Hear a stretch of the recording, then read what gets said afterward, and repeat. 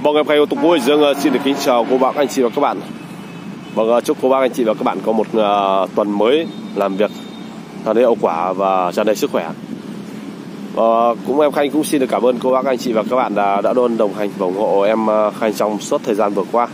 Vâng, và cô bác anh chị và các bạn đang quan tâm đến những cái dòng xe ô tô cũ chất lượng, đừng quên đăng ký kênh và ấn chuông thông báo kênh của em Khanh để luôn được cập nhật theo dõi các mẫu xe mới nhất bên cửa hàng của em Khanh giới thiệu tới các anh chị và các bạn hàng ngày. Và trong ngày hôm nay em Khanh xin đặc biệt giới thiệu tới các anh chị và các bạn một cái mẫu sedan rất là đẹp đến từ thương hiệu nổi tiếng hãng Kia, và mẫu xe đi rất là lành.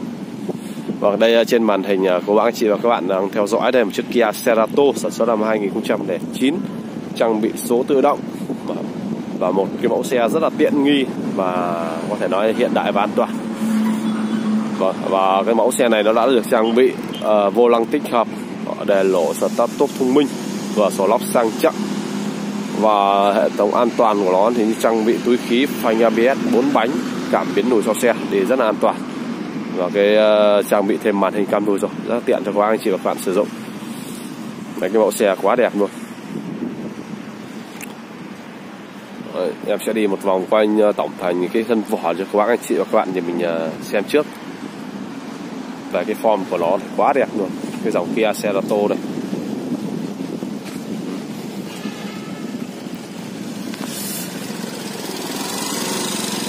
Và cái mẫu xe này thì gia đình sử dụng thôi các bác anh chị và các bạn ạ. Gia đình sử dụng nên là nó giữ khá là tốt. Đến bây giờ mặc dù 2009 nhưng còn rất là đẹp. Cảm biến sau xe rất là an toàn. Đấy, cái mẫu xe này thì mới về nên là bên em mới chỉ rửa qua thôi, các bác nhìn đã thấy đẹp như thế này rồi. Chủ xe trước người ta giữ xe rất là tốt, và hai cái cánh cửa trước xe trang bị cái khóa thông minh. Cái khóa thông minh đây các bác nhìn này. Đấy, bên lái và bên phụ đều có nhé. Sinh nhan đã tích hợp ở trên gương thì tiện cho các bác anh chị và các bạn tham gia giao thông. Với cái mẫu xe này nó trang bị máy động cơ xăng 1.6 rất hợp lý cho các bác anh chị và các bạn nhà mình mua về gia đình sử dụng hoặc là chạy dịch vụ. Rất đẹp, form dáng rất đẹp. Và cái màu đen quá đẹp luôn các bác anh chị và các bạn, nhìn rất là cứng xe, nó chắc nhìn nó khỏe xe, rất là khỏe xe. Đẹp, quá đẹp luôn. Thì với cái mẫu xe này thì em Khanh xin được cam kết tới cô bác chị và các bạn, xe đến thời điểm hiện tại hoàn toàn không đâm va tai nạn, không ngập nước, và cột keo còn rất là chuẩn cho các bác anh chị và các bạn nhé. Mà keo chỉ của nó thì không mất phân đeo chỉ nào cả. Đấy, máy chất, máy cực kỳ là chất, và sơn si rồi nội thất của nó này, tổng thành sơn si và nội thất của nó rất đẹp. Cái mẫu xe này thì cơ bản cô bác về cũng không phải làm cái gì cả, vì tất cả nó còn rất là tốt, như là lốp náp của nó này, các bác anh chị bạn thấy không, còn rất là dày nhé. Đấy, 4 quả lốp còn rất là dày. Đây các bác về chỉ việc đi thôi. Và chất của xe thì quá tốt rồi.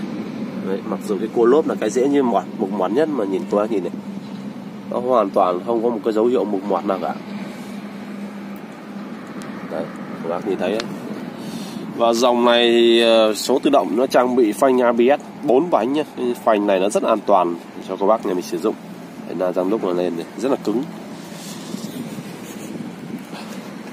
Ở dưới này các bác nhìn này, hộp sàn này rất là thẳng, hoàn toàn là không có đâm va tai nạn gì cả. Gầm bệ chắc nịch.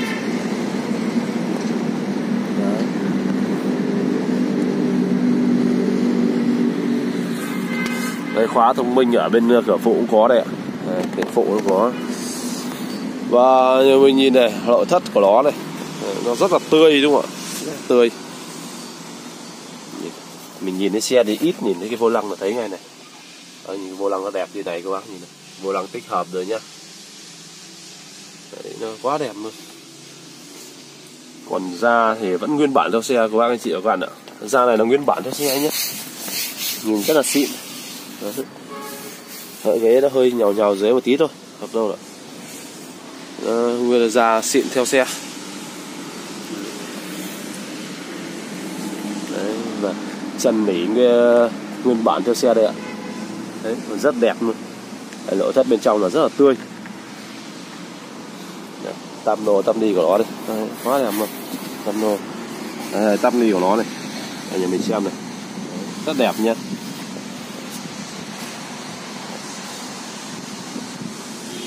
Đấy, các bác nhìn này. Đó. Nó quá đẹp luôn. 4 cửa kính là đã có dán phim cách nhiệt rồi. Rất là mát. Và dưới sàn đây thì đã nên sàn. Đã có cái sàn rất là đẹp. Đây, các bác nhìn này. Hàng ghế sau này còn rất là tươi đúng không ạ? Ở đây có cả tì tay này, có cả giá để cốc này, rất tiện.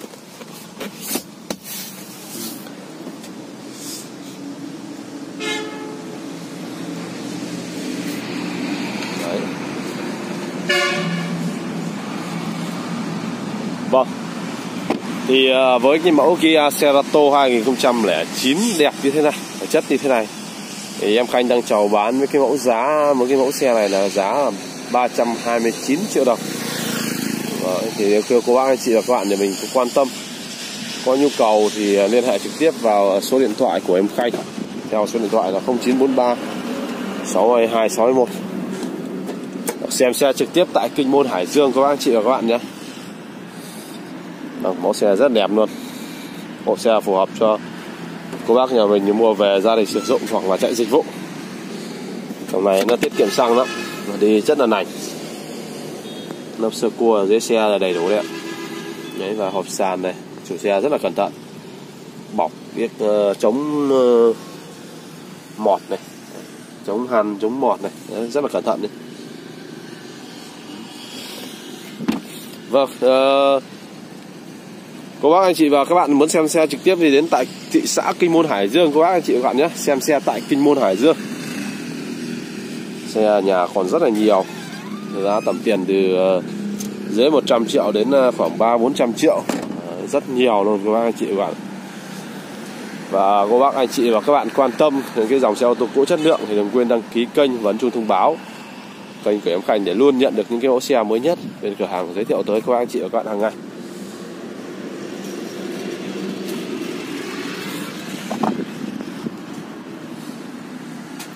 Không, một cái mẫu xe đời 2009 nó đẹp, quá đẹp luôn, không có gì để chê cả.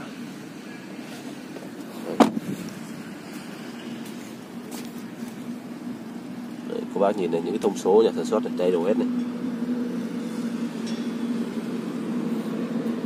Đấy, ốc nó còn nguyên này, nguyên đai nguyên kiện.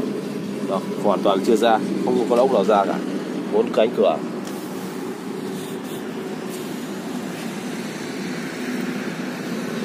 Rất là đẹp luôn cô bác anh chị và các bạn. Keo chỉ này không hề mất một phân keo chỉ nào cả nhé cô bác nhìn nhé. Cô bác nhìn này, không có mất một phân keo chỉ nào cả.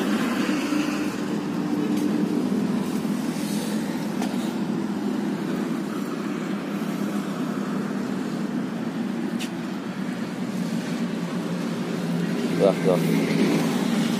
Xin mời các bác anh chị và các bạn để mình cùng em đi kiểm tra cái động cơ của nó. Cái trang thiết bị rồi chút nữa cùng em đi kiểm tra cái động cơ. Chìa khóa theo xe đây ạ. Đấy. Chìa khóa theo xe rồi. Để lỗ start tốt thông minh đây ạ. Đấy, để các em ăn ngay luôn. Mới có hơn 8 bản. Xe thì rất là ít luôn các bạn. Đây xe gia đình nhá. Cái mẫu xe này xe gia đình. Đấy, vòng tua rất ok đấy các bác nhìn này. Đó. Không hề có một lỗi nào cả. Nhà mình thấy như này. Ở đây này có cả cam hành trình nữa này. Đó, các bác nhìn thấy không? Cái cam hành trình rồi cam nồi. Rồi. Ở đây thì vô lăng tích hợp này. Đó. Rồi. Tay lái chọn lực rất là nhẹ.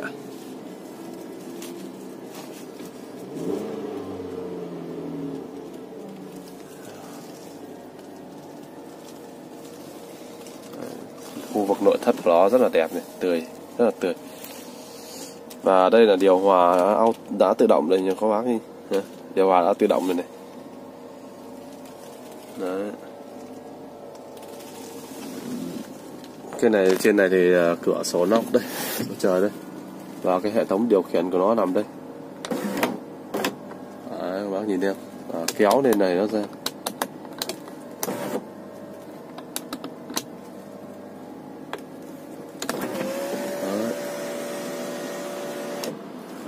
Kéo xuống thì nó xuống này.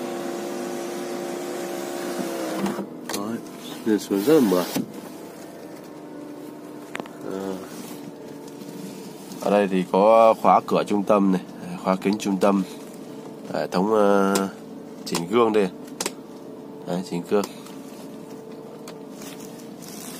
Đây có cả chống trơn chống trượt thì đây. Tổng thành là kính đây. Nó lên xuống rất là mượt.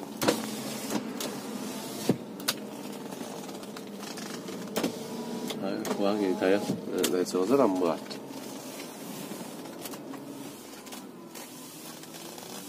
Đấy, vâng.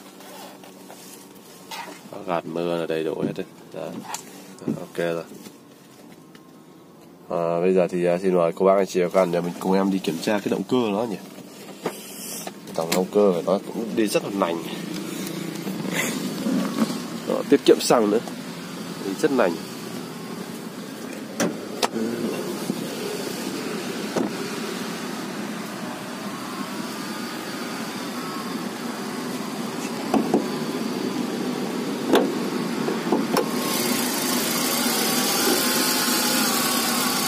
Các bác này, cái máy dòng này thì nó sử dụng máy 1.6 khá là tiết kiệm xăng và nó đây các bác nhìn xem máy cực kỳ là chất. Đấy.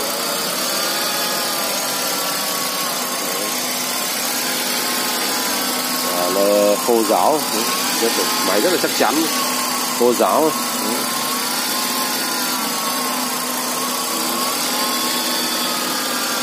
Hoàn toàn là không có đâm va gì cả các bác anh chị và các bạn nhé. Hoàn toàn là không đâm va gì cả. Để cái phần khoang máy này,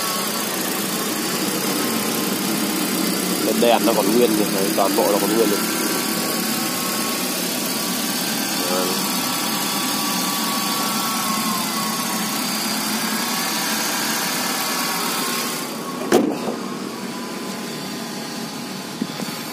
Vâng, em Khanh đã giới thiệu xong toàn bộ cái mẫu Kia Cerato 2009 trang bị số tự động.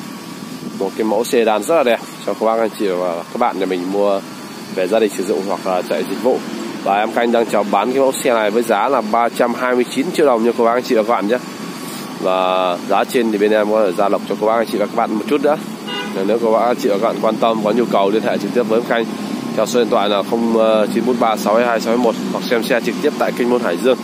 Anh em Khanh xin cảm ơn các bác anh chị và các bạn. Kính chào tạm biệt, hẹn gặp lại các bác anh chị và các bạn ở video clip tiếp theo.